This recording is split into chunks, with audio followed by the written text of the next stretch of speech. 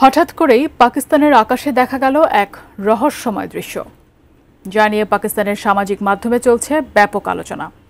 এরপরই প্রশ্ন উঠেছে, তবে কি নতুন কোনো ক্ষেপণাস্ত্রের পরীক্ষামূলক উৎক্ষেপণ করল ভারতের চিরশত্রু দেশটি?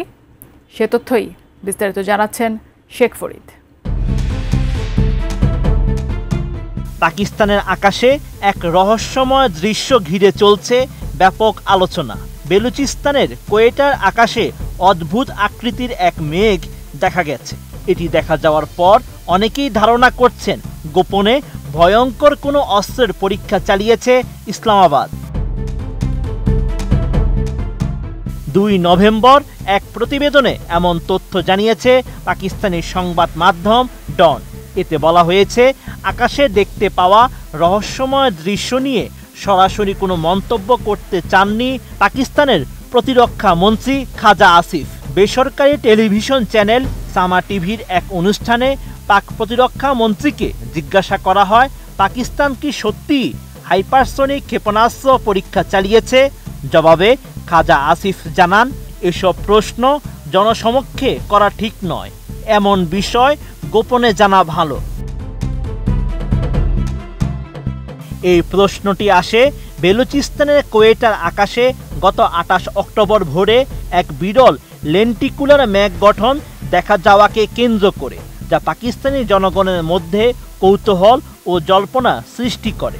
ঘটনার পর অনেকেই সামাজিক মাধ্যমে দাবি করেন এটি হয়তো কোনো অস্ত্রের পরীক্ষা অথবা সামরিক বাহিনীর নতুন কোনো প্রযুক্তি পরীক্ষার ফলাফল। RICL TMX, যুগের পর যুগ স্থাপনা থাকে মজবুত। তবে এই গুজব উড়িয়ে দিয়েছে পাকিস্তান আবহাওয়া বিভাগ। এক্সে দেওয়া এক পোস্টে তারা জানিয়েছে, এটি সম্পূর্ণ প্রাকৃতিক লেন্টিকুলার মেঘের গঠন, যা সাধারণত পাহাড়ি এলাকায় সূর্যোদয়ের আগে সৃষ্টি হয় এবং কিছু সময় পর মিলিয়ে যায়।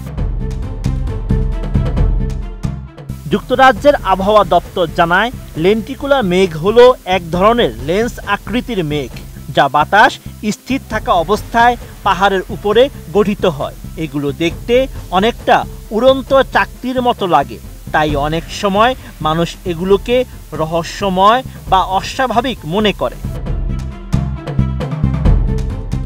আবহাওয়া বিশেষজ্ঞরা বিষয়টিকে পুরোপুরি প্রাকৃতিক বলে ব্যাখ্যা দিলেও প্রতিরক্ষা মন্ত্রী খাজা আসিফের প্রশ্ন এড়িয়ে যাওয়া আবারও জনমনে জাগিয়েছে জল্পনা।